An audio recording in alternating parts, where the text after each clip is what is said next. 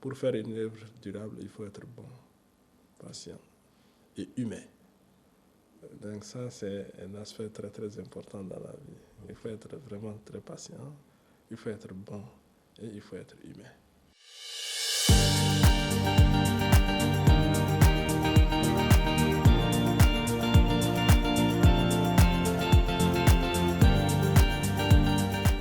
Bonjour, bonsoir, ça dépend de là où vous êtes. Bienvenue sur la chaîne avec Alf. Et ce matin, ou aujourd'hui, nous avons un invité de taille, celui qui, au fait, est un expert dans tout ce qui est question de suivi, évaluation, apprentissage. Il a fait ses preuves au Mali, en Afrique, en Asie, au Moyen-Orient. C'est quelqu'un qui a un parcours assez riche. Et la particularité avec Alf, c'est que nous ne donnons pas tous les autres détails, on préfère que l'invité se dévoile. Et aujourd'hui, nous avons, comme je le disais, M. Abdraman Di Bafa Keïta. Docteur, comment ça va? Oui, moi ça va et toi? Ça va bien, merci. Oui. On se tutoie ici. Il n'y a pas de problème, ça marche. Merci. C'est comment? Ça va? Oui, ça va. Et les séjours? Oui, le séjour, ça va, mais tu sais, Bamako, le Mali, c'est ma ville natale, Bamako, etc. Et tout. Et donc, c'est très important de venir régulièrement. Et chaque fois, même quand je suis de l'autre côté, je ne fais pas 2 ou 3 mois pour venir ici. Okay. Et ça, c'est très, très important, puisque, en fait, comme vous savez, j'ai quelques activités aussi. Je donne des cours dans les universités privées comme Technolab. Avant, c'était Sub, donc aussi, réellement, ça me permet d'avoir un peu, en fait, réellement, l'autre pied dans le milieu professionnel et l'autre pied dans la recherche aussi, quoi. Donc, il me permet de me maintenir. D'accord. On aura l'occasion de parler de tout ça en détail. C'est ça. Alors, qui est Bafa? Si tu dois te dévoiler. Oui, en fait, tu sais, généralement, ce serait peut-être la première fois que je parle, en fait, de l'anecdote dont je vais juste parler. Merci. Et vous savez, en fait, et c'est ce qui m'a beaucoup forgé, en fait, dans cette petite histoire très, très importante. À l'école, vous savez, nous, on a déménagé ici au niveau de Memougou vers les années 1975. Wow. Et donc, le papa, pratiquement, il n'y avait personne. On était pratiquement les seuls à l'époque. Okay. Et donc, il n'y avait personne pour, en fait, réellement nous prendre en charge, s'occuper de nous. Et donc, le papa nous a amenés à l'école très tôt. Donc, moi, je suis venu à l'école de Djanegela à 4 ans. Wow. Et donc, il a dû convaincre, en fait, le directeur de l'école à l'époque, Souleymane Koulibaly, pour qu'il puisse m'accepter. Et donc, il va accepter en disant que je vais le mettre avec les autres, mais à 4 ans. Il y a 4 ans, il ne serait pas inscrit avec les autres. Et donc, heureusement, en fait, en fin d'année, après les différentes compositions, j'étais en fait le premier. Et donc, maintenant classé. Celui qui devait accompagner les autres. Voilà, maintenant classé. Donc, mes copains sont là, etc. Et tout, on est toujours ensemble. Et donc, c'est eux seuls qui connaissent l'histoire actuellement. Et donc, c'est la première fois même. Merci pour l'exclusivité. Et du coup, maintenant, à la fin d'année, on devrait aller en deuxième année. Donc, en deuxième année, donc, la rentrée, vous savez, en fait, avant la rentrée scolaire, on appelle les gens, etc. Ceux qui ont passé et ceux qui ont redoublé devraient rester. Donc, ils ont appelé tout le monde. Comme moi, j'étais non classé, le meilleur de la classe. Donc, je suis resté devant la porte. Peut-être le plus petit à l'époque. Oui, le plus petit aussi. Et donc, le prof de la deuxième année, lui, il ne savait pas ce qu'il devait faire. Il dit, ok, je vais aller voir le directeur, Souleymane Kamara. Et il est allé voir le directeur. Le directeur lui dit, je ne sais même pas qu'est-ce que je vais faire. J'avais dit à son papa qu'effectivement, je le prends comme ça, etc. et tout, mais je vois qu'en fait, réellement, la note, c'est la meilleure note qu'il a. Alors, comment on va faire? Et le prof de première année, M. Modibo Koulibaly, lui aussi dit que non, je ne vais pas l'accepter, il ne va pas redoubler quand même. Donc, et donc, je suis resté à la porte le premier jour, résilient, déterminé, pour un passage en deuxième année. Et après, le lendemain, je suis venu encore arrêté à la porte, etc. Et tout, toujours déterminé, engagé. Et là, finalement, ils ont dit, OK, rentre. En deuxième année. Mais je suis rentré comme ça, j'ai fait la deuxième année aussi, exactement la même chose, tableau d'honneur. Wow. Et donc, c'est en troisième année que j'ai été inscrit. Et donc, cette leçon réellement m'a accompagné toute la vie en disant qu'en fait, réellement, l'engagement, la détermination est un aspect très, très important réellement pour la réussite de tout un chacun. Et donc, globalement, c'est ce qui me détermine, etc. et tout, l'engagement, la détermination, la résilience. Et c'est ça qui me suit durant toute ma vie, quoi. Merci beaucoup pour cette exclusivité et ça nous fait plaisir et honneur de recevoir cette exclusivité sur la chaîne avec Alf. Bafa, j'ai parcouru ton CV. Oui. Impressionnant sur tout ce qui est études. J'ai remarqué que tu aimes beaucoup étudier. Et je pense que l'introduction a été bien faite parce que je pense que la précocité a commencé depuis. Et certainement, tu es arrivé à un niveau où tu es toujours à la recherche de la connaissance. Oui. Parle-nous un peu de ce parcours. De ce parcours scolaire. On va venir dans le parcours professionnel, mais j'aimerais pour donner goût à nos jeunes qui négligent aujourd'hui la connaissance. En fait, je pars du principe réellement que l'éducation réellement est le socle de tout. Ça, c'est très, très important du fait qu'en fait, depuis à bas âge, c'est ce que nos parents nous ont inculqué. Ils nous ont dit qu'en fait, réellement, c'est la seule porte de sortie réellement pour quelqu'un aujourd'hui réellement en Afrique. Comme Cheikh Anta Diop nous a toujours dit réellement, armez-vous des sciences réellement et effectivement à compétence égale, c'est là où réellement vous pouvez réellement vous en sortir. Et donc basé sur ce principe réellement, je me suis dit qu'il faut toujours aller vers la recherche perpétuelle du savoir. Et donc du coup du parcours professionnel, effectivement comme j'avais dit, à 4 ans déjà j'avais commencé et j'étais parmi les meilleurs. Et donc, après le bac à 16 ans, je me rappelle, après le bac, donc j'avais eu le bac avec mention. Et donc, il y avait deux possibilités, sinon 3 possibilités. C'était Tunisie, Maroc, etc. Et tout. Et une fois, je ne savais même pas que je devrais bénéficier de la bourse. J'étais à Faladier avec un ami. Et lui m'a dit, OK, non, Bafa, ton nom est sur la liste, effectivement. Des boursiers, il faut venir chercher, effectivement. Prépare les documents nécessaires pour aller chercher la bourse. Et donc, j'ai été déposé, mais à Tunisie, c'était déjà parti. Au Maroc, on m'a donné 2 ans. Donc, mon papa a dit, non, un jeune de 16 ans, comment je peux l'envoyer faire 2 ans? Non. Et juste après, l'Algérie était sortie. Et là aussi, je suis parti en Algérie avec, en fait, pour commencer tout ce qui est prépa d'abord, sciences exactes, technologie informatique. Et 2 ans après les prépas, donc, j'avais fait 2 ou 3 concours que j'avais eus. Il y avait l'école de télécommunications, il y avait l'école d'aéronautique de Blida, et il y avait l'école polytechnique, l'école nationale polytechnique, l'école d'ingénieurs. Donc, et là, il y avait beaucoup de discussions parce que la maman voulait que je fasse l'aéronautique, le papa l'électronique ou télécommunications. Bon, j'ai dit, OK, moi, je vais choisir réellement. Tu laisses les deux là, tu prends pour toi. Et donc, j'ai choisi génie industriel à l'époque, qui était tout ce qui est statistique économique et gestion technique d'entreprise. Et là, en fait, réellement, j'ai fait l'école d'ingénieur polytechnique et j'ai fini comme ingénieur. Mais en finissant ingénieur à moins de 21 ans, je me suis dit, qu'est-ce que je dois faire? Je reviens au pays, je vois que en fait, c'est cela. J'essaie réellement de déposer mes dossiers, mais à 21 ans, les gens ne me croyaient pas souvent. On me regardait et quand je partais déposer en fait réellement ma candidature, etc. et tout, bon, c'était très compliqué. Et là, finalement, je me suis dit que non, ce qui est simple réellement, il faut aller réellement vers tout ce qui concerne un autre master. Et donc, c'est là où je fais le concours du CESAC.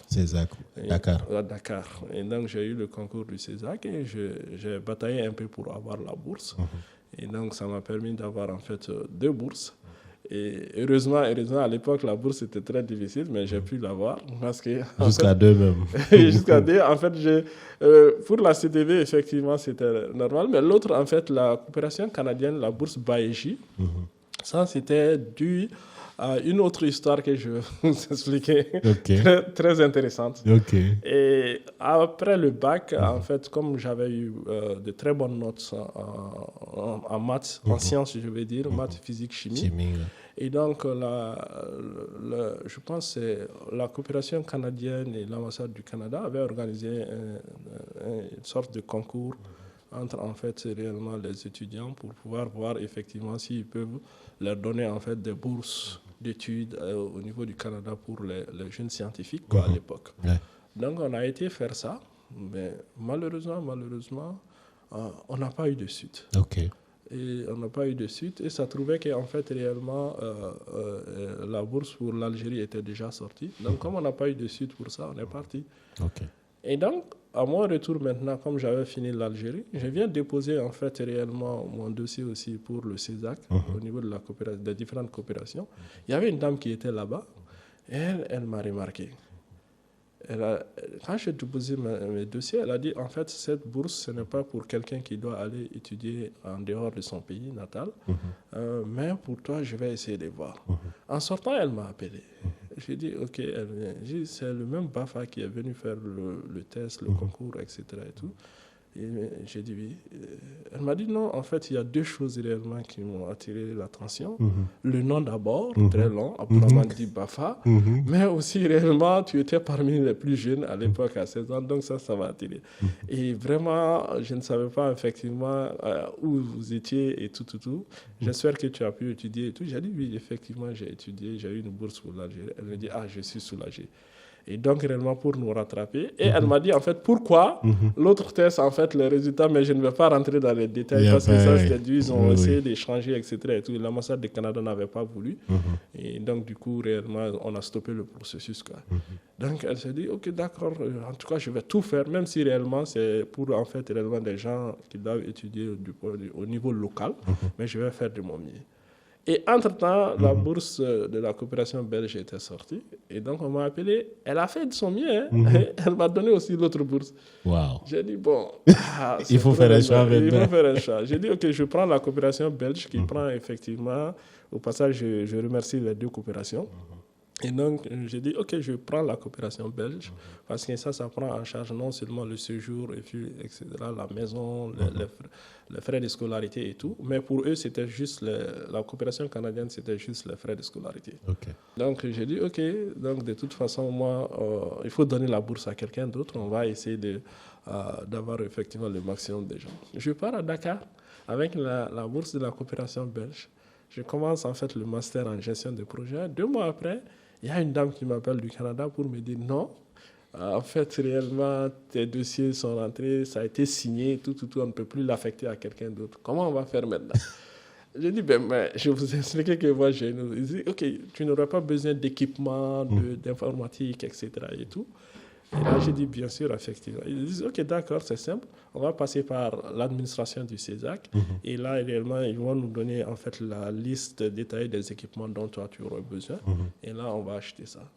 Wow. Et du coup, maintenant, tu as bénéficié des deux. Ils ont transféré les fonds directement au niveau de l'autre là, du CESAC, qui m'a permis effectivement d'avoir tous les équipements nécessaires pour pouvoir assurer cette formation-là.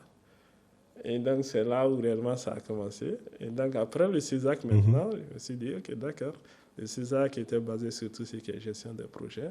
Et après, quand je retourne directement avec un emploi avec CARE à Tombouctou, et donc, je fais un peu de temps à Tombouctou.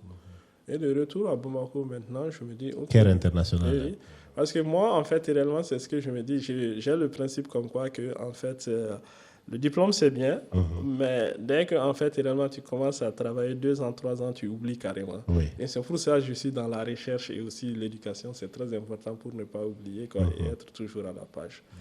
Et donc, après, maintenant, j'ai eu un poste régional au niveau de, comme on va parler de tout ce qui est aspect professionnel. Et j'ai eu un poste régional qui s'occupait effectivement du Burkina, du Mali, du Niger et du Sénégal, mais beaucoup plus basé entre le Mali et le Burkina. Donc c'est là où j'ai profité effectivement pour faire en fait la fondation Désir et le master en management opérationnel et stratégique, parce que ça aussi c'était très important. Et après, maintenant, j'ai eu aussi une autre bourse pour, je pense, pour l'Angleterre. C'est toi qui cherches les bourses ou bien c'est les bourses qui te cherchent? Non, je cherche. D'accord. Et là, je me suis dit que ça, c'était pour un autre master. J'ai dit, bon, en tout cas, c'est compliqué. Avoir, en fait, réellement plusieurs masters, est-ce que ne pas me lancer effectivement dans le PhD? Et ça trouvait que comme je donnais des cours aussi, effectivement, avec des étudiants, les étudiants me disaient, non, Bafa, en fait, réellement, il faut tout faire pour avoir le doctorat. Parce qu'en fait, les profs qui viennent ici, ils ont seulement le nom de doctorat, mais en fait, réellement, à compétence égale, réellement, tu vas les battre. Donc, c'est le titre seulement que tu as besoin maintenant. Et ça aussi, ça m'a beaucoup encouragé en disant que, OK, je vais me lancer effectivement pour la thèse. Et la thèse, comme tu l'as dit, en fait, les bourses me suivent, mais cette fois-ci, ce n'était pas le cas. Et donc, j'avais eu une inscription à l'université de Reading en Angleterre, mais ils me disaient, en fait, j'ai cherché la bourse. Et je me rappelle qu'à l'époque, je suis même passé par la coopération belge encore. Et ils m'ont dit, OK, on a financé un master pour toi, et si on doit financer ce doctorat, ça fait à peu près 4 masters. Donc, mieux vaut qu'on finance effectivement 4 masters qu'un doctorat, etc. Et surtout que le Mali n'a pas besoin de temps de diplômer en doctorat, etc. J'ai dit, OK, d'accord. Et finalement, eux, leur problème, surtout avec l'université de Reading, ils disaient qu'en fait, je ne suis pas anglophone et je ne viens pas du Commonwealth. Et donc, en fait, réellement, il faudrait que j'aille là-bas, rester. Donc, il fallait laisser le boulot, la famille pour aller là-bas. J'ai dit, bon... Ça, c'est compliqué sans bourse. Donc, finalement, la dame, en fait, je pense qu'elle s'appelait Eni Osbar. Elle me dit, bon, OK, vous savez, en fait, réellement, ce que vous arrangez. J'ai dit, en fait, c'est un doctorat en temps partiel qui m'arrange. Elle me dit, bon, en tout cas, je connais une université en Suisse. Et réellement, c'est une université privée publique qui fait partie, en fait, des meilleures universités, les 10 premières universités business school en matière de doctorat en temps partiel. Donc, je vais te mettre en contact avec, en fait, le dean de cette université. Le doyen. Voilà, le doyen. Et donc, elle m'a mis en contact effectivement avec ce doyen-là. Et là, on a fait les démarches, je me suis inscrit, mais là, il n'y avait pas la bourse. Et là, je me suis dit que cette fois-ci, il faut que je paye. Tu payes de ta poche. J'ai beaucoup bénéficié de bourse maintenant. Maintenant, réellement, là, ça devient important maintenant, il faut que je paye. Donc, effectivement, sur 6 ans, j'ai payé. Et là, en fait, réellement, ça aussi, c'est une très belle histoire parce que, en fait, c'est une leçon apprise quand même. Parce que partout où j'ai passé, c'était direct, rapide, j'étais parmi les meilleurs. Mais là, en fait, les 6 ans de doctorat, c'était très compliqué. 6 ans? 6 ans. J'ai beaucoup appris. Parce que travailler en même temps et faire, en fait, le doctorat, c'était très compliqué. Et aussi, il y avait beaucoup de problèmes de moyens. Et donc, quand tu dis moyens, c'est... Moyens, c'est-à-dire moyens financiers. OK. Payer de sa poche, etc. et tout. Et vraiment, c'était trop difficile souvent, en fait. Et là, j'étais souvent coincé entre les deux, gérer la famille en même temps, payer les doctorats régulièrement. Mais le processus était très compliqué. Mais j'ai beaucoup appris. J'ai beaucoup appris par rapport à ça. Tu sais, on apprend aussi réellement de ces échecs. Parce que je me rappelle, en fait, réellement, ma proposition de recherche a été rejetée, je pense, 5 ou 6 fois. Waouh, pourquoi? Oui, 5 ou 6 fois. Oui, en fait, je me rappelle qu'il y a non seulement la langue d'abord, parce que c'était en anglais, et vous savez, en fait, réellement, et c'est ça qui m'a même poussé réellement à aller vers, en fait, des universités anglophones pour améliorer, parce que ça, c'est un challenge aussi pour nous, francophones, et tu as toujours l'accent francophone, et en fait, la façon d'écrire aussi réellement est vraiment différente, oui. Nous, tu sais, les francophones, on aime en fait vraiment les longues phrases, etc. Et tout. Bavardage, verbiage. Alors que les anglophones sont directs, etc. Et tout. Ça, c'était un frein d'abord. Donc, il fallait renforcer l'anglais et tout réellement pour avoir effectivement une proposition de recherche de taille. Et deuxième point aussi, comme je l'avais dit, ça, c'était le côté financier. Et chaque fois, en fait, réellement, qu'on te bloque dans le système parce que tu n'as pas pu payer, et le proposal est rejeté automatiquement. Et donc, du coup, réellement, j'ai fait, en fait, réellement, un certain nombre d'années, réellement, pour pouvoir faire passer, en fait, la proposition de recherche. Mais l'avantage était que chaque fois que c'était rejeté, je continuais avec ma recherche encore, quoi. Et le jour où ça a été validé et tout approuvé, et là, ça trouvait que la partie A était presque finie déjà, la partie recherche, littérature, tout était presque fini. Et 2 ou 3 mois après, c'était accéléré, quoi. 2 ou 3 mois après, j'ai déposé ça. On n'y croyait même pas. Et j'avais aussi l'appui, effectivement, de mon directeur de recherche, puisque quand, en fait, on te bloque dans le système, on dit à tout le monde, réellement, même à tes profs, de ne pas te suivre du tout et tout. Mais lui, en fait, réellement, il me suivait. Il savait ma condition et tout. Et l'école était vraiment très, très chère. Et donc, il disait, non, en tout cas, je vais te suivre. Et jusqu'à, je me rappelle à la fin même, il avait même eu une lettre d'explication à cause de moi. Mais il a toujours continué. Et donc, la partie littérature étant finie par la partie A de la dissertation, de la thèse. Et donc, après, maintenant, B était tout simplement, puisque j'avais pris mon thème sur quelque chose que je connaissais, c'est-à-dire l'évaluation d'impact. Ça, c'est ton dada. L'évaluation d'impact que j'avais pris. Et du coup, maintenant, c'était facile la partie B. Mais ça m'a pris 6 ans. Mais en fait, après ça, je me suis dit que vraiment, c'est bon maintenant. C'est bon maintenant. Mais je préfère continuer avec les certifications maintenant. Et ça, c'est très important. Wow. Donc, quand quelqu'un voit, au cas où vous suivez Bafa sur les réseaux sociaux, ça vient de loin. Hein? C'est ça. J'ai dit souvent aux gens, même quand tu regardes un film, les choses qui se passent, on te dit 10 ans plus tard ou 5 ans plus tard, donc ce n'est jamais du jour au lendemain. Oui, c'est ça, c'est vraiment ça. Et l'avantage de cette thèse, c'était qu'en fait, c'était combiné master plus thèse encore. Donc, c'est ce qui m'a permis d'avoir un autre master encore. Tu en as combien de masters? 3 masters. 3 masters. Un PhD. Un PhD, oui. Et plusieurs certificats, j'imagine. Et un diplôme d'ingénieur en statistique économique et gestion technique. Wow. Mais bon, je dirais que j'ai eu la chance, quoi. Mais tout a commencé par rapport à l'anecdote que depuis les 4 ans, la précocité. L'engagement. D'accord, c'est super. Côté professionnel, j'ai vu que tu as commencé avec CARE à l'époque. Oui. Et CARE International, donc tu es venu, tu as commencé avec CARE et ensuite... Comment ça s'est passé la suite? Ah oui, CARE, en fait, j'avais postulé à CARE même avant de finir. Hein. Tu sais, c'est pour cela que je dis souvent, en fait, oui, c'est vrai, on se dit qu'on a les compétences, etc. et tout, mais il y a un peu de baraka qui nous accompagne. Ça, c'est très, très important aussi. Et de remercier le bon Dieu pour tout ça. À CARE, j'avais postulé avant de finir même le CESAC. Il y avait un poste de suivi évaluation, comme je m'intéressais au suivi évaluation avec mon background de statistique économique. Donc, je m'intéressais beaucoup au suivi évaluation puisque je faisais ce master en gestion des projets et je me suis spécialisé en suivi évaluation. Donc, il y avait un poste de suivi évaluation pour Tombouctou qui était ouvert. Je n'avais même pas fini, c'était vers le mois de juin, juillet, août comme ça. J'ai postulé et quand j'ai postulé à distance, n'ayant pas fini, ils ont fait même en fait l'interview et tout. Wow. Et donc, et moi j'ai fini en septembre, je suis venu faire mon stage ici et repartir juste pour la soutenance. C'était en 2006? Oui, c'était en 2006. Et donc, qu'est-ce qui s'est passé? Et là, maintenant, je me prépare le jour même où je devrais rentrer à Dakar pour aller faire la soutenance. CARE m'appelle.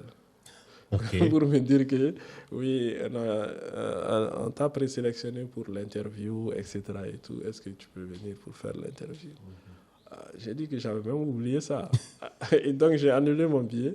Je suis reparti effectivement faire l'interview. L'interview s'est bien passée, le test écrit et tout. Et donc, ils m'ont appelé pour une deuxième interview. Je leur ai demandé, en fait, ça va prendre combien de temps? Ils ont dit, OK, peut-être une semaine, etc. J'ai dit, OK, d'accord, je vais attendre une semaine. J'ai reporté mon pôle d'une semaine. Et le jeudi directement qui avait suivi, on m'a appelé pour une deuxième interview avec, en fait, le SMT et tout, Senior Management Team. Et donc, j'ai fait l'interview et tout. Donc, ils m'ont dit, OK. J'ai dit, bon, là, ils m'ont demandé mon dernier mot. J'ai dit tout simplement que je dois aller à Dakar pour la soutenance. Et je leur donne mon numéro de Dakar. J'ai fini tout. Et c'était en décembre. Je me dis que OK, j'ai fini maintenant, je rentre et tout. Bon, je ne sais même pas ce que je vais faire et tout. Et paf, on m'appelle avec mon numéro de Dakar comme quoi que c'était Caire, si tu veux venir commencer le 1er janvier. Et là, il y avait déjà quelqu'un qui avait été recruté. Mais ce dernier, je pense qu'il travaillait avec Africaire. Okay.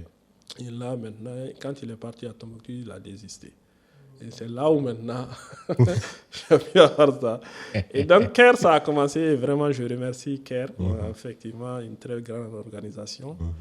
Et vraiment, c'est là où j'ai beaucoup appris. Et commencer à Tombouctou, c'était très important parce que Tombouctou, et aussi on s'occupait un peu de Gao en même temps. Okay. Et ça, c'est vraiment, en fait, c'était d'abord m'imprégner en fait de la culture du Nord. Ça, c'est très important puisque pour un jeune qui a grandi au Sud, connaître le Nord réellement est un aspect très, très important. Le Mali est très vaste réellement.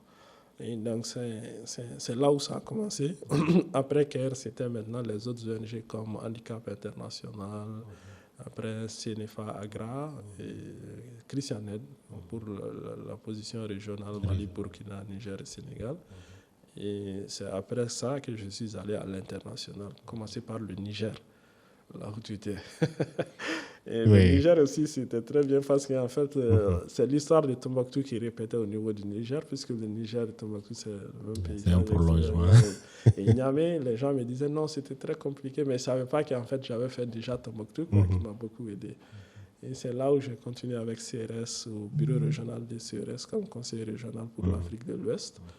Et après maintenant, Jeddah pour la Banque islamique de développement. Et tu as gravi les échelons à la Banque islamique de développement. Oui, puisqu'à CRS, j'étais arrivé à un niveau vraiment où c'était le top en matière de suivi et évaluation. J'étais le conseiller régional en suivi et évaluation déjà.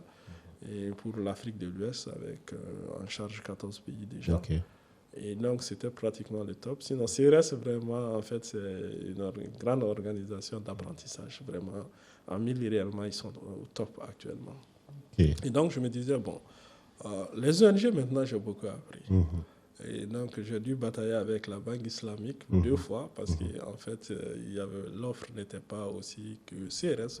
Parce qu'en fait, le problème, les gens se disent, surtout les grandes organisations internationales comme le système des Nations Unies, les banques multilatérales de développement, on sous-estime un peu les ONG. Ils pensent qu'en fait, ils pensent que les ONG non seulement ne payent pas bien les conditions, c'est là où réellement il y avait beaucoup de problèmes. Il fallait, chaque fois que je faisais la comparaison, ils n'y croyaient même pas. Et ils me demandaient, non, envoie-nous en fait réellement ton salaire, etc. et tout, tes avantages et tout. Ils essayaient de comparer. Et ils n'y croyaient pas. Ils pensaient qu'effectivement les ONG sont tous... C'est le niveau vraiment très bas. Voilà, le low level, quoi. Donc, du coup, je pense qu'il y a eu 2 ou 3 rounds de discussion. J'ai désisté, jusqu'à la 3e fois. C'est pour cela que je suis allé commencer là-bas un peu comme spécialiste.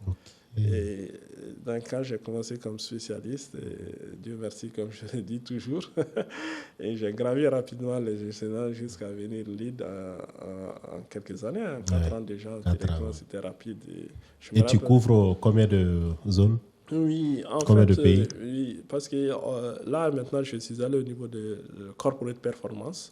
Mais sinon, en fait, réellement, avec dans le département de l'évaluation, on couvrait pratiquement tous les pays, les pays membres de la banque, Asie, Afrique, etc. Et tout. Et donc, ce qui fait qu'on voyageait beaucoup, on couvrait toutes ces zones-là. Et là, maintenant, c'est après que je suis allé dans corporate performance, parce que ça aussi, réellement, c'est un aspect très important. Parce que, en fait, la performance institutionnelle aussi complète ce qu'on appelle l'évaluation. C'est là où je suis maintenant comme lead. Wow. Et tu es en train de... Tu es monté crescendo. Pour un jeune qui veut commencer aujourd'hui suivre l'évaluation, qui veut être à ton niveau, qu'est-ce que tu dirais comme conseil, par exemple, à quelqu'un de ce genre? Oui, le 1000, en fait, c'est un aspect très, très important. Et surtout pour les jeunes, ce que je conseille réellement, c'est... Le 1000, c'est Monitoring, Evaluation, Accountability and Learning. C'est-à-dire SIRA, suivi, évaluation, apprentissage, redevabilité, apprentissage. En fait, le MIL, c'est comme son nom l'indique là, l'apprentissage continu. Le MIL, c'est l'apprentissage continu. Et ce que je conseille effectivement aux jeunes réellement, c'est de commencer à la base d'abord. C'est très important. Et c'est où la base? La base, c'est au niveau terrain. Terrain, ok. Et le MIL, en fait, réellement, le suivi-évaluation, comme on le dit, a beau, en fait, réellement apprendre la théorie. La pratique est un aspect très, très important pour mieux comprendre. Le terrain est un aspect très important. C'est ce que je disais même, en fait, réellement, à certains qui deviennent rapidement managers, MIL, de suivi-évaluation. Je leur dis, OK, c'est bien, mais il faut aller au niveau terrain. Parce qu'en fait, le MIL, c'est comme un marigot. Quand tu sautes, tu es obligé de revenir nager, quoi.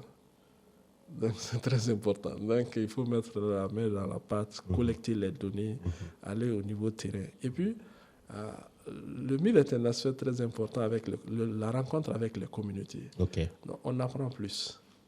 On apprend plus qu'au niveau bureau, effectivement. Les communautés, en fait, c'est le top. Là, en fait, discuter avec ces gens, ils sont plus intelligents que nous, ça, je vous le dis. Ils savent ce qu'ils veulent. Ils savent ce qu'ils veulent et c'est des gens qui sont sont plus intelligents que nous. Nous avons été à l'école, mais ils sont plus intelligents que nous. Et j'ai vraiment beaucoup de... Explique mieux. Oui. Élabore un peu cet aspect. Oui. Vous savez, en fait, je me rappelle, on avait un projet réellement à évaluer. Et au niveau de ce projet, en fait, c'était un projet en lien avec l'agriculture. La zone était vraiment salée. Et là, le projet a mis en place effectivement des ingénieurs, etc. Tu avais recruté des ingénieurs pour faire la collecte et, disons, mettre en place les techniques, puisque la culture et vraiment la production n'était pas bonne, puisque la terre était salée et tout. Et là-dessus, en fait, ces ingénieurs sont partis et tout. Et à la fin, malheureusement, en mi-parcours, nous avons été faire l'évaluation, mais les résultats ne donnaient pas du tout. Et alors que le projet a mis tous les moyens qu'il faut et tout, pour pouvoir, effectivement, les techniciens étaient là, les ingénieurs en agriculture étaient là, mais ça n'allait pas. Et donc, c'est quand on a fait la revue après Action maintenant, qu'on est allé voir les communautés, etc. Et tout, ils nous ont dit, mais vous n'avez rien compris. En fait, nous, on voit les ingénieurs passer avec les voitures, etc. et tout, mais vraiment, on sait que réellement, ça n'allait pas marcher. Donc, nous, on va vous expliquer effectivement, puisqu'on a abordé ce qu'on appelle la méthode active de recherche participative avec les communautés. Et donc, ils nous ont expliqué. Ils nous ont dit qu'en fait, réellement, ici, c'est simple. Du moment que la terre est très salée, donc, qu'est-ce que nous faisons? Donc, et là, ils ont dit que, OK, ils préparent la terre, ils mettent effectivement les bouts, etc. et tout, ils mettent effectivement des allées, et là, ils laissent réellement cette terre. Pendant une année, 2 saisons de pluie, en fait, la pluie va laver carrément tout ce qui est sel. Et tu vas voir dans leur champ, effectivement, dans les allées, réellement, c'est très blanc. Et donc, c'est après maintenant 2 ans qu'ils commencent à faire les cultures et la production est très élevée. Vous êtes venus, vous dites non, ils ont mis les fumées, ils ont mis en fait tout ce qui concerne effectivement et tout. Et là, à notre grande surprise, réellement, on apprend qu'effectivement, c'est des communautés réellement. Et on apprend plus des communautés qu'effectivement au niveau bureau pour la plupart. Il y a un monsieur, un Italien, je ne sais pas si tu as eu l'occasion de regarder son TED Talk, qui a parlé d'une expérience similaire. Je crois que c'était Mozambique ou bien Zambie. Qu'est-ce qu'ils ont fait? Et c'était une ONG italienne, donc ils sont venus au bord du fleuve. L'endroit est magnifique, tout. Ils disent, mais pourquoi ces gens-là ne produisent pas? Donc, et ils sont venus avec des semences de tomates venues de l'Italie. Ils ont emblavé, ils ont planté, tout. Au moment où les tomates commençaient à mûrir, et ils étaient contents. Et ils viennent, un matin, ils viennent trouver que les hippopotames sont venus tout manger. Et ils disent, mais les Zambiens, mais pourquoi vous ne nous avez pas dit? Les gars disent, vous ne nous avez jamais demandé. C'est pourquoi nous, on ne produit pas ici. Donc, ça illustre parfaitement ce que tu es en train de dire. Les ONG pensent que... Donc, le MIL, c'est ça. L'apprentissage continue et c'est ce que je demande aux jeunes réellement d'aller au niveau terrain, mieux apprendre au niveau terrain encore. C'est très, très important. Être en contact avec les communautés, on apprend plus. Ces communautés-là, ces gens-là sont plus intelligents que nous qui avons été à l'école.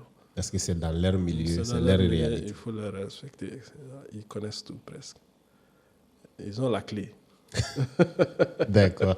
Ça t'a amené la réflexion. Je ne sais pas si tu as envie d'en parler aujourd'hui. Le livre qui est Ah oui. presque déjà... C'est fini, non? Oui, les 2 livres sont finis, disponibles. Disponible. L'autre était fini en 2021, c'était sur l'évaluation d'impact réflectif. L'évaluation. Et l'autre, ça, c'est juste fini en 2024. On a déjà commencé les ventes, etc. et tout. Oui. Et ça, c'est avec Armatan. Okay. Oui. Bon, comme le livre, en fait, c'est la continuation de tout ce qui est recherche et expérience. Je me suis dit qu'en fait, réellement, il est temps maintenant. Comme vous savez, je suis dans l'enseignement aussi. Et donc, avec le CESAC, je donne cours régulièrement là-bas. Et quand je suis à Bamako, de temps en temps, c'est le technologue aussi, sous forme de bénévolat, en principe, quoi, parce que c'est juste le giving back pour moi, quoi.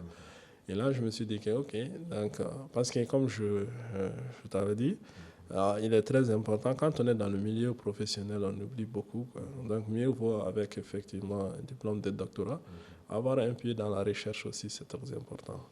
Et donc, ça, c'était l'idée des livres réellement pour pouvoir partager en fait l'expérience, mais aussi rester dans tout ce qui concerne le domaine académique aussi. Okay. Et donc, le premier livre, effectivement, c'est ça, c'est basé effectivement sur le contexte. Puisque, vous savez, les évaluations d'impact, effectivement, c'est souvent contraignant dans les zones Sahel, dans notre contexte, le Mali, le Burkina et le Niger. Alors, il fallait chercher, effectivement, basé sur mes expériences avec ces communautés-là, chercher en fait réellement quelle est l'approche qu'il faut réellement pour pouvoir un peu plus souple, flexible, qui va permettre effectivement de mettre en œuvre en fait les méthodes d'évaluation d'impact, faire l'évaluation d'impact des projets qui ne soient pas coûteux, mais en fait réellement qui soit adapté aussi au niveau du contexte local, par exemple.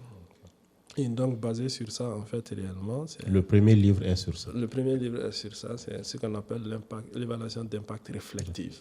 Donc, qui se focalise beaucoup plus réellement avec le suivi réflectif en lien avec la communauté, le contexte. Et donc, le deuxième, ça, c'est beaucoup plus basé sur la mise en place d'un système de suivi-évaluation. Parce que dans la mise en place d'un système de suivi-évaluation, les gens oublient... Au niveau des ONG ou bien de façon... Des 2 aspects. OK. 2 aspects. Parce que dans le système de suivi-évaluation, les gens oublient beaucoup plus réellement l'aspect organisation d'abord. Donc, en fait, beaucoup pensent que quand on met en place le système de suivi-évaluation, c'est au niveau des projets, programmes, etc. et tout. Mais pourquoi pas au niveau des organisations dans un premier temps. Donc, et là, c'est pour cela, en fait, réellement, j'ai appelé le nouveau concept qu'on appelle le concept des 7P, qui nous permet effectivement de mettre en place d'abord le système de suivi-évaluation au niveau de l'organisation, et de là, maintenant, aller sur les projets, etc. et tout, projets et programmes. Et donc, avec les composantes, le suivi, l'évaluation, la reliabilité, mais aussi une dernière composante qui est le fonctionnement. On aura l'occasion d'aller en profondeur sur les aspects techniques de suivi-évaluation. En 2015, tu as été Mandela Washington Fellow. Oui. Comment c'était l'expérience et qu'est-ce que cela a apporté personnellement dans ton parcours de leadership et aussi de croissance? Effectivement, en 2015, j'ai bénéficié de ce programme-là avec l'ambassade des États-Unis et grâce au président Obama. C'est un programme phare. Je pense que tu connais bien le programme aussi. Et là-dessus, effectivement, c'était très enrichissant. Avec vraiment un programme complet de leadership. Parce que moi, j'étais dans public management, leadership et public management. On était à Minnesota. Et là, en fait, l'avantage est que ce n'est pas uniquement pour nous préparer à être leader, mais c'était nous préparer aussi réellement à comprendre en fait les États-Unis de façon générale, le leadership, comment ça se fait. Et aussi ce brassage culturel avec les autres aussi, comprendre en fait les autres réellement et leur mode de leadership était un aspect très très important. Et donc non seulement on a fait la théorie, mais le fait de visiter, ça nous a permis aussi de visiter les États-Unis, les ghettos, etc. et tout, les entreprises, comment ils évoluent, les grandes personnalités. Et c'était vraiment inspirant, très très inspirant. Et je pense que réellement, ça nous a beaucoup aidé réellement à pouvoir effectivement gérer l'interculturalité. Gérer l'interculturalité était un aspect très, très important dans ce programme-là. Et c'est ce que je disais de temps en temps à nos mentors là-bas. J'ai dit, OK, vous nous avez montré uniquement les endroits qui sont très, très bien au niveau des États-Unis, etc. Et tout. Et là, pourquoi ne pas nous montrer aussi là où réellement ça ne va pas aussi, puisque c'est aussi réellement nous, notre contexte, etc. Et tout. Parce qu'en fait, réellement, on doit aussi apprendre effectivement des erreurs, des échecs, etc. Et tout. Et en fait, c'est la seule remarque que j'ai pour en fait, ce programme-là. Parce qu'on nous montre beaucoup plus le bon côté, le côté optimiste. Mais en fait, réellement, l'autre côté, souvent, de temps en temps, effectivement, si on nous montrait ça aussi, parce que les États-Unis, c'est passé, il y a des endroits où réellement... Et là, de là aussi, on peut apprendre. Et comme on dit, on apprend plus réellement de ces échecs que réellement de ces erreurs qui, en fait, réellement de ces succès, quoi. Non, c'est super. Je pense que, comme tu dis, j'ai aussi une peu d'expérience. Nous, on est venu après vous, en 2016. Et je pense que ça dépend. Peut-être, je ne sais pas si l'université était à sa première expérience. Je pense que ça va aider l'université à corriger. Nous, on a vu des choses. Ouais, OK. Nous, j'étais à Arizona. Et j'ai eu l'impression qu'ils ont fait exprès de... J'étais avec une autre Fanta Kumba Karami, on était 2 Maliens. Et quand tu arrives, tu as l'impression que tu es au Sahel. Ah, OK. La chaleur, le soleil, donc, et le désert. On a été dans une zone où il y avait une ONG locale qui aidait des Américains, les autochtones, où tu as l'impression que tu es en Afrique. Oui. Et il y a un autre endroit qu'on a visité, on a fait ce qu'ils appellent le community service, les services communautaires. Ce jour, moi, je n'ai pas pu manger.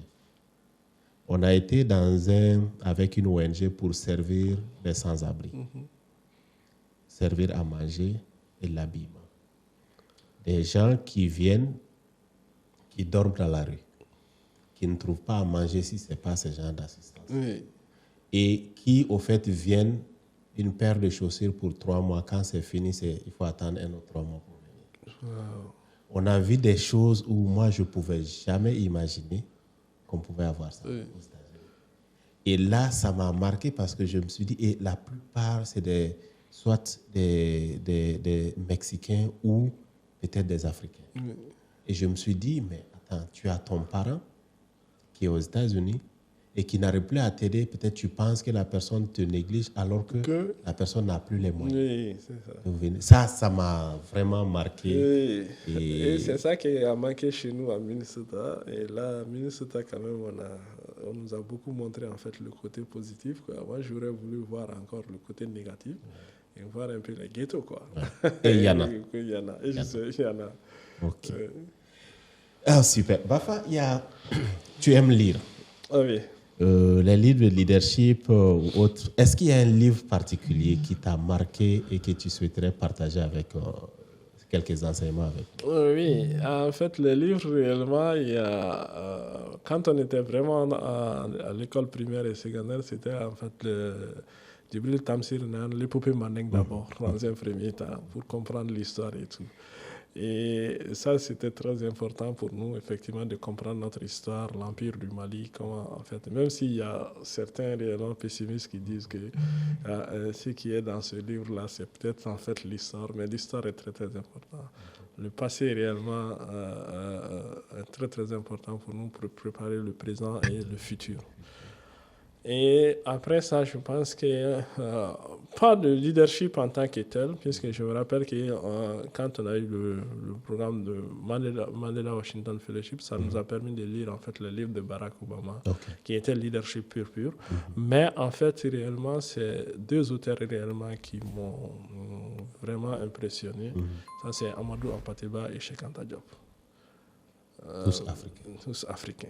Ça, ces 2-là, en fait, réellement, parce que l'un protège ce qu'on appelle la tradition orale africaine, nous fait ressortir effectivement la culture africaine et réellement de façon très simple, basée sur l'humanité, comment effectivement la culture y est et comment restaurer cette culture avec la modernité. Et l'autre prend cette culture et réellement, il ajoute une dose de science là-dedans. Et donc, réellement, il s'est dit que, OK, maintenant, on a tout ce qui est tradition orale, on a la culture, on a l'histoire, mais nous devons démontrer ça avec des preuves palpables, des évidences, comme le MIL le dit, le suivi évaluation le dit. Donc, il apporte effectivement des évidences scientifiques à la chose pour dire que, OK, voici réellement notre situation culturelle et voici la position de l'Afrique réellement par rapport au monde entier et tout. Et ça, c'est très, très important. Donc, ces deux-là, quand on fait effectivement la liaison réellement, l'autre est venu effectivement avec la tradition orale, respecter la tradition orale avec tout ce qui est colonialisme, des tranches de sein de Wangre par exemple et tout.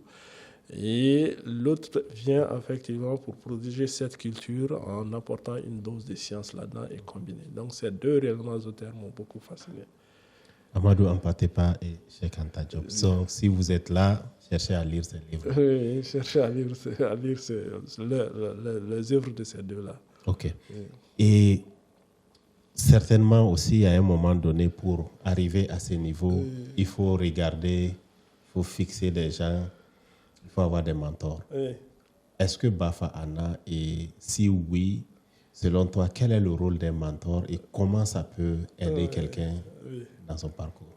Ça, c'est très important. Je me rappelle au Mandela Washington Fellowship Programme, on nous a demandé en fait réellement quel est le leader réellement que vous voulez, le mentor, etc., que vous voulez être.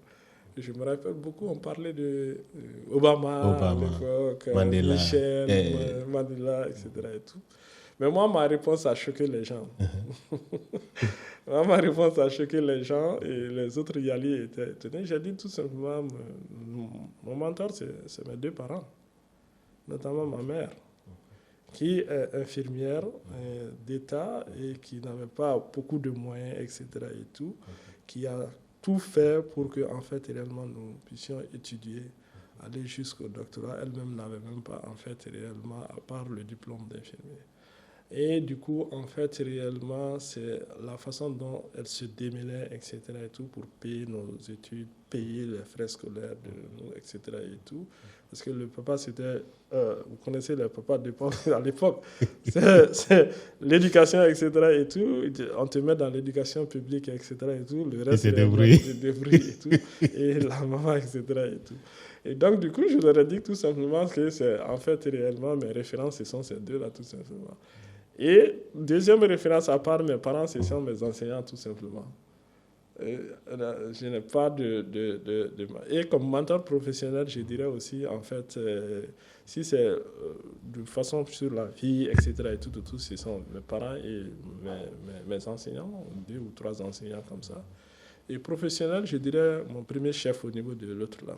De Caire. Je me rappelle, en fait, quand j'ai commencé à Caire, j'étais très jeune et tout. Et on m'a mis directement sur une évaluation de projet. C'était un projet d'urgence où on avait pris 2 communautés. Une communauté qui avait bénéficié du projet et une communauté qui n'avait pas bénéficié du projet, qu'on appelle le plan quasi expérimental. Et donc, le projet était fini. Moi, je viens commencer. La même semaine, on me dit de faire le rapport sur ce projet, le rapport d'évaluation finale. Une évaluation finale que je n'avais même pas conduite. Et donc, ils m'ont dit, OK, fais ça. Et donc, basé sur ça, maintenant, tu vas nous faire le rapport. Très jeune, pas d'excellence. J'ai fait le rapport, mais malheureusement, ça n'a pas... Le rapport n'était pas aussi que ça. Et donc, il a voyagé, il a quitté carrément Bamako pour venir à Tombouctou. Donc, quand il est venu à Tombouctou, on a commencé à travailler... je pense qu'il est venu un mardi ou un mercredi, on a commencé à travailler jusqu'à minuit passé. Parce qu'en fait, le représentant résident devrait revenir, je pense, la semaine qui devrait suivre. Et on devrait faire la dissémination de ce rapport-là. Et il voulait aussi réellement lancer la deuxième phase. Donc, il fallait finir. Donc, mercredi, on a travaillé. Jeudi, on a travaillé. Vendredi, on a travaillé.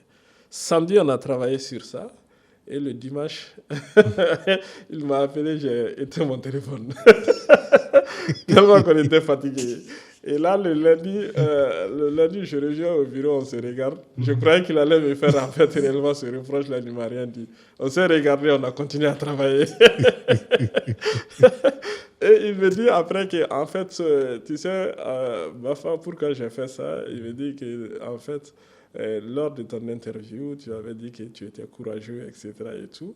Et là, c'est ça que je voulais tester, quoi. Et donc, c'est vraiment mon mentor professionnel, réellement. Mais sinon, en fait, dans la vie, réellement, ce sont mes deux parents et mes enseignants, quoi. Super. Voilà. Alors, avant-dernière question.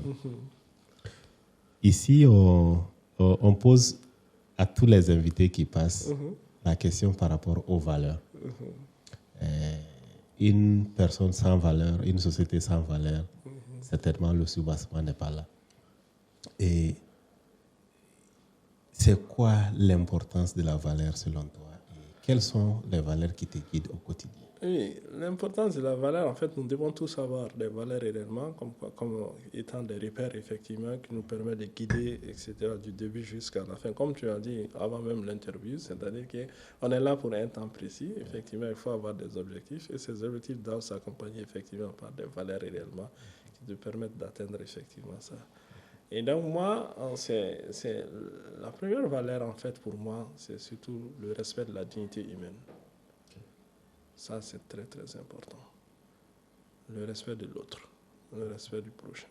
C'est-à-dire qu'en fait, comme je dis, mon expérience professionnelle m'a mis réellement sur en fait, réellement le chemin de la communauté, côtoyer les communautés, etc. Et tout.